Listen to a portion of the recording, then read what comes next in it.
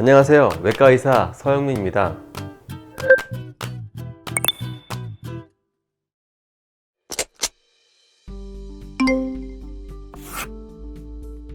네, 옵니다. 여자분들이 증상도 빨리 느끼시고 빨리 오시거든요. 발생률도 남자에 비해서 훨씬 많으세요. 그런 원인은 뭐 호르몬 영향도 있을 거라고 생각을 하고, 유전적인 게 제일 크고요. 또 한 가지는 출산과 임신을 하잖아요. 그때 많이 정맥이 힘들어하기 때문에 그런 소인이 있던 분들이 많이 생기는 것 같아요. 혈관이 늘어나면서 피가 이제 고이면서 그런 압박감이라든지 그런 신경이 늘어나면서 느끼는 게 많은데, 그런 거에 대해 되게 예민한 것 같아요. 여자분들이 속옷이 꽉 끼는 걸 많이 입잖아요. 또 젊을 때 스키니도 입고 힐도 신고, 그러다 보면 종아리 근육이 많이 펌핑 자극도 약해지고 압박감 때문에 정맥 흐름이 안 좋아지고, 그런 것들 때문에 아무래도 정맥 판막이 잘 망가지는 원인이 될 수 있어요.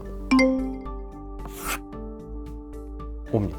성인이 돼서 힐도 신게 되고 스키니도 입게 되고, 또 꽉 끼는 콜셋이라든지 이런 것들이 정맥 흐름을 방해를 하거든요. 그러면서 좀 그때 심해지면서 임신을 했을 때 이제 임신성으로 정맥류가 심하게 튀어나오게 돼요. 근데 그런 것들이 복합적으로 작용을 하면서 서서히 이제 30대 40대가 되면서 살도 찌고 복압이 오르면서 증상을 유발하고 튀어나오는 양도 늘어나면서 병원을 찾게 되시는 것 같아요. 가장 중요한 거는 내가 집안에 유전적인 소인이 있다, 부모님이 정맥류가 있었다 싶으면 부종이 생긴다거나 이유 없이 다리가 남들보다 빨리 피곤해지거나 이럴 때는 20대라도 검사를 하는 게 좋고요. 그런 게 아니면 출산 후에 이상하게 부종이 오래가네, 또 왜 이렇게 다리가 천근만근이지, 이럴 때는 검사를 받으러 오시는 게 좋습니다. 좀 애매해요. 임신 중에 정맥류처럼 튀어나온 사람들이 많이 생겨요. 판막 기능이 정상이어도 생길 수가 있어요. 근데 그런 경우는 골반에서 생기는 역류라든지 그런 것들이 이제 일시적으로 보일 수 있는데, 출산하면 없어지거든요. 문제없이 지내는 분도 많고요. 근데 소인이 있어서 생겼던 분들은 출산을 해도 조금 줄어들긴 하지만 남아있는 경우가 많아요. 그런 분들은 결과적으로는 정맥류 쭉 진행이 되는 경우가 많아요. 더 악화되는 걸 막아야 되잖아요. 그래서 저는 임신 중에는 그런 분들은 꼭 스타킹을 신으라고 해요. 정맥류가 아닌 사람도 임신하면 다리가 붓거든요. 부종을 놔두면 나중에 그런 말 많이 들어보셨죠. 출산하고 나서는 이 부은 게 살이 됐어, 이렇게 많이 들어보셨죠. 정맥 순환도 안 좋아지면서 정맥으로 흘러 들어가는 임파선도 못 들어가는 거예요. 그러니까 그게 부종이 돼서 커지는데, 한번 나빠진 흐름은 돌아오기가 힘들어요. 그래서 임신 중에는 꼭 스타킹을 신어서 임파선으로 새는 그 양을 줄이는 게 좋고요. 임파선 마사지 같은 걸 해서 흐름이 좋아질 수 있게 유도를 해주시는 게 임신 중에 정맥류를 최대한 진행 억제하는 방법입니다.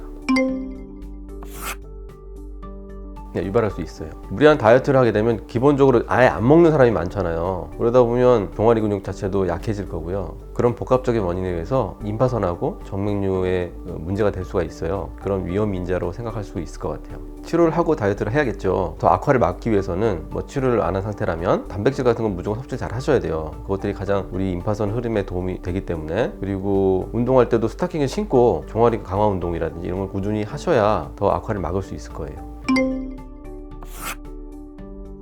X죠. 레이저나 이런 것들이 나오기 전이었으니까 20-30년 전만 해도, 그때는 무조건 스트리핑이라 그래서 문제가 되어 있는 데를 다 그냥 크게 열어가지고 잡아 당겨서 없애버렸어요. 근데 그러면 멍도 많이 들고 또 감각 이상도 많이 생기고, 혈관이 만지면서 수술하니까 보상작용으로 현상이 발달해서 더 재발도 많더라고요. 그 이후로 생긴 게 이제 레이저라든지 고주파라든지 뭐 클라리라든지 또는 뭐 베나실 같은 여러 가지 방법이 많이 나와 있잖아요. 그런 것들이 편의를 위한 것도 있지만, 중요한 건 재발을 최대한 억제할 수 있고 우리가 원하는 혈관만 선택적으로 제거할 수 있는 그런 방법들이거든요. 절개가 지금도 꼭 필요한 사람들이 있긴 있어요. 예를 들어서 뭐 말초혈관이 엄청 많이 튀어나와 있거나 그런 역류가 되는 혈관들이 주가 되는 게 뭐 근육 안에서 뽑아 나온다거나 직접적으로, 그런 상황에서는 절개해서 빼내는 게 아직도 사용되고 있습니다, 많이. 하지만 요즘에는 그런 걸 좀 최대한 줄이기 위해서 레이저라든지 아까 말씀드린 그런 방법들을 이용해서 수술을 하게 되면 훨씬 더 미용적으로 이점이 있고, 또 어쩔 수 없이 조금 절개를 해야 될 사람들이 있거든요. 그런 사람들도 요새는 최소 절개로 수술을 하기 때문에 미용적으로